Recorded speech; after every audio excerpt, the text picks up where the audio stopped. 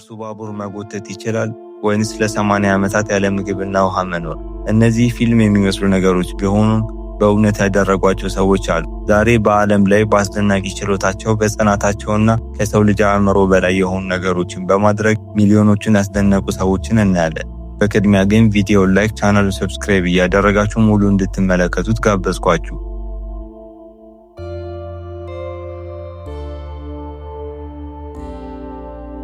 ዛሬ በዚህ ቪዲዮ ዓለማችን ላይ ካሉ አስደናቂ ችሎታ ካላቸው ሰዎች መካከል 10ሩን እናያለን። 10ኛ ዳንኤል።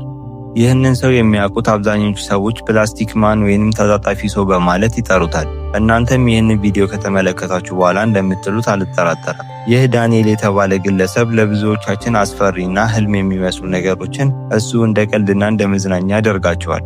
ለምሳሌ ይህ ሰው እግሮቹን እስከ 180 ዲግሪ ማዞር ይችላል። ከዚህም በላይ ብዙ ያደርጋል።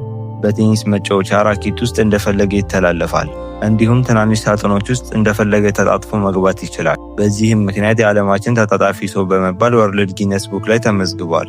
ይህ ዳንኤል የተባለ ግለሰብ የአሜሪካ ዜግነት ያለው ሲሆን በአሁኑ ሰዓትም 41 ዓመቱ ላይ ይገኛል። 9ኛ ፕራህላድ ጃኒ። ያለ ምግብ የሚኖር ሰው። በህንድ ውስጥ የኖረ አንድ የቢጊና መንፈሳዊ ሰው ነበር። በዓለም ላይ ታዋቂ የሆነው በአንድ አስፈሪና አስገራሚ እውነታው ነው። ይህ ሰው ለ80 ዓመታት ያለ ምግብና ውሃ መኖር ችሏል። ይህ ሰው ተወልዶ ያደገው ህንድ ውስጥ ሲሆን በ1929 ተወልዶ በ2020 ከዚህ ዓለም በሞት ተለይቷል። እንደተባለውም ከሆነ ምድር ላይ 91 ዓመታትን ያሳለፈ ሲሆን 80 ዓመታቱን ያለ ምግብና ውሃ መኖር ችሏል። ይህንን ነገር የሰሙ የህንድ ተመራማሪዎች እውነታውን ለማወቅ በ2003 እና በ2010 ባደረጓቸው ለትንሽ ቀናቶች በቆዩ ክትትሎች ምንም አይነት ውሃ ሆነ ምግብ ሲቀምስ አልተመለከትነውም ብለዋል። 8ኛ ካርናዚስ። አንድ ሰው 50 ማራቶኖች በ50 ተከታታይ ቀናቶች ያለማቋረጥ ሮጧል ብትባሉ ታምናላችሁ? ይህንን ያደረገ አንድ ሰው አለ። የዓለማችን ማራቶን ሯጭ የሆነው ካርናዚስ። እሱም በዓለም ዘንድ ታዋቂ ያደረገው ከሰው ልጅ አቅም በላይ የሚመስሉ ርቀቶችን ያለማቋረጥ መሮጡ ነው። በ2006 በአሜሪካ 50 ግዛቶች 50 ማራቶኖች በ50 ቀናት ያለማቋረጥ ሮጧል። ይህም ማለት 42 ኪሎ ሜትሮች ያህል በተከታታይ 50 ቀናት ሮጧል። በተጨማሪ የምድራችን ሞቃታማ በሆነው ቦታ የዴስቪል በረሃ ላይ ከ200 ኪሎ ሜትሮች በላይ ሮጧል። በዚህም ምክንያት ወርልድ ጊነስ ቡክ ላይ መመዝገብ ችሏል። 7ኛ ስቲፈን። ይህ ሰው በአጭሩ ኮምፒውተር ወይንም ካሜራ ነው። ለምን እንዲህ እንዳልኩ በቪዲዮ መጨረሻ እንትረዱት ይሆናል። ይህ ሰው የተለያዩ ከተሞችን በሄሊኮፕተር ለትንሽ ደቂቃዎች ከተመለከተ በኋላ ወደ ምድር በመውረድ የስዕል መሳያ ቦርዱ ላይ ያለምንም ስህተት ያየውን ነገር በሙሉ ደግሞ ይስላል። ህንፃዎች፣ መንገዶች እና ድልድዮች ያለምንም ስህተት እንደነበሩ እንደተመለከታቸው አድርጎ ይስላቸዋል። በዚህም መልኩ ከሰራቸው ከተሞች መካከል ኒውዮርክ፣ ቶኪዮ፣ ሮም እና ሲንጋፖር ብዙ ታዋቂ ከተሞችን ስሏል። ከዚህም በላይ ስለዚህ ሰው የሚያስገርመው ከልጅነቱ ጀምሮ የኦቲዝም ተጠቂ መሆኑ ነው። በ1974 ለንደን ውስጥ የተወለደ ሲሆን በአሁኑ ሰዓትም 52 ዓመቱ ላይ ይገኛል። ከዚህም በተጨማሪ ወርልድ ጊነስ ቡክን ማሸነፍ ችሏል። 6ኛ ስቲግ ሴቨርሰን። ይህን ሰው ተዋውቁት፣ ስቲግ ይባላል።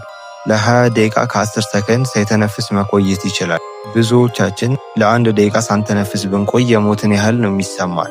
ነገር ግን ይህ ሰው ለ20 ደቂቃዎች ምንም አይነት ትንፋሽ ሳያወጣም ሆነ ሳያስገባ መቆየት ይችላል። ይህንንም ረጅም ሰዓት ያለመተንፈስ ችሎታውን ተጠቅሞ ዋናተኛ የሆነ ሲሆን ይህ ሰው 53 ዓመቱ ነው። ተወልዶ ያደገው በ1973 ዴንማርክ ውስጥ ነው። ከዚህም በተጨማሪ ረጅም ጊዜ ሳይተነፍስ የሚቆይ ሰው በመባል ወርልድ ጊነስ ቡክ ላይ መመዝገብ ችሏል። ቆይ ወደ 5ኛው ከመሄዳችን በፊት ግን እስካሁን ቪዲዮን እየተመለከታችሁ ሰብስክራይብ አላደረጋችሁም? አሁኑኑ የፈጠነ ሰብስክራይብ ማድረጋችሁን እንዳትረሱ። 5ኛ ሃፍቶር ቢዮንሰን። አንድ ሰው ከ500 ኪሎ ግራም በላይ የሆነን ነገር መሸከም ይችላል ብትባሉ ታምናላችሁ?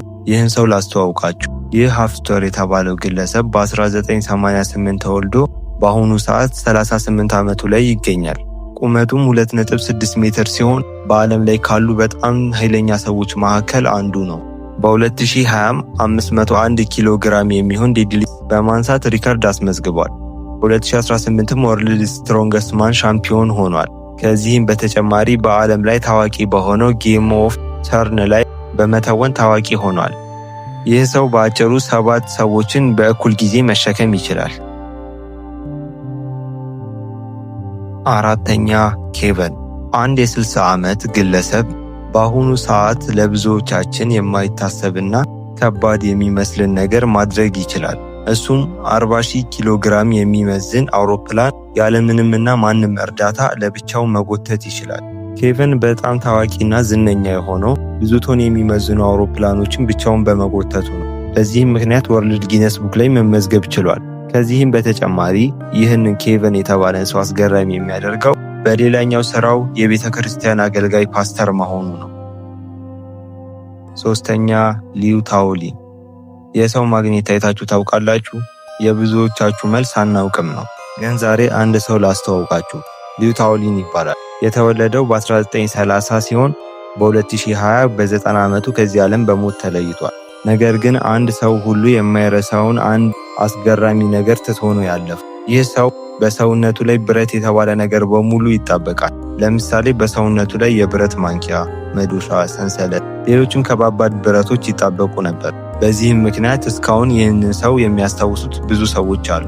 እዚህም ነው ይህ ግለሰብ የሰው ማግኔት ተብሎ የሚጠራው።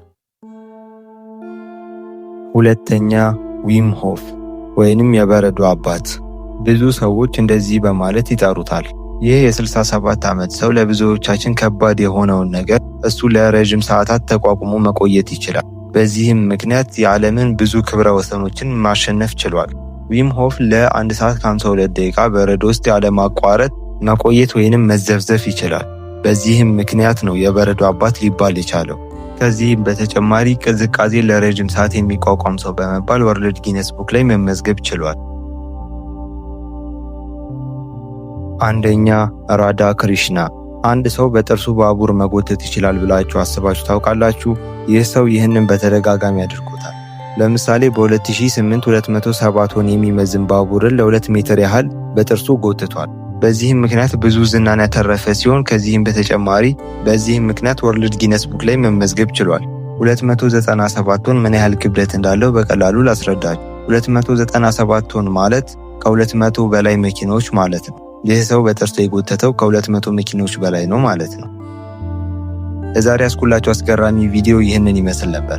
በየጊዜው እንደዚህ አይነት አዳዲስና አስደናቂ ቪዲዮዎች እንዲደርሱ ቪዲዮ ላይ ቻናሉን ሰብስክራይብ በማድረግ የኛ ቤተሰብ መሆኑን አይርሱ።